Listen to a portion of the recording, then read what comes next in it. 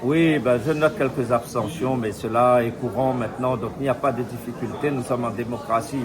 Ce que je veux retenir, c'est que dans la très grande majorité, les élus ont voté le budget de l'année 2026, un budget qui s'inscrit dans un cadre difficile, contraint, avec des interrogations, parce que le gouvernement lui-même n'a pas voté son budget, mais nous, à partir des éléments dont nous disposons, par rapport au travail que nous avons effectué, ben, nous avons posé un budget qui est sincère, qui traduit des ambitions au service des personnes âgées, au service des personnes en situation de handicap, des jeunes en grande difficulté, au service du développement du territoire, notamment de la partie agricole de l'île, au service de l'aménagement du territoire avec le démarrage du grand chantier des Trois Ravines à l'entrée de ville de Saint-Louis, au service de la culture, du sport, avec par exemple les premiers travaux de réhabilitation du musée de Villèle, et bien sûr en soutien aux associations, à l'éducation, puisque beaucoup de collèges vont voir des travaux encore de réhabilitation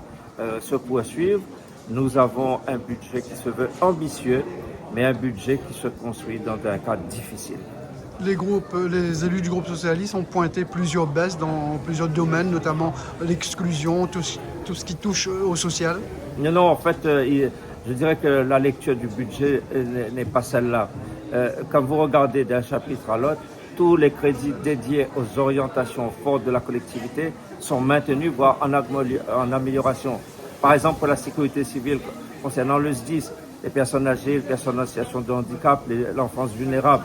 Donc sur tous ces sujets, nous sommes en progression. Mais après, bien évidemment, il faut faire des choix. Donc il y a des postes où nous avons volontairement parfois limité, notamment tout ce qui concerne les charges de fonctionnement de la collectivité, charges de personnel par exemple. Le chapitre 011 qui a été évoqué est lui aussi très contraint. S'il y a des augmentations, c'est parce que les prix des repas des cantines proposés par la région sont en augmentation. Donc cela génère une hausse sur ce poste-là. Donc il n'y a pas pour nous de dérive, et je le répète, budgétaire. Il y a une parfaite maîtrise de ce budget 2026. Vous avez dit que vous n'avez plus de marge de manœuvre fiscale également. Alors, le département, mais de longue date, n'a aucune marge de manœuvre fiscale. Nous sommes contraints, obligés, de prendre ce que l'État donne à nous, puisque ce sont des dotations, subventions qui proviennent de l'État. Et pour les recettes, on va dire fiscales entre guillemets, ce sont la taxe tabac, c'est les droits de mutation. Pour ces deux postes, il n'y a pas d'augmentation.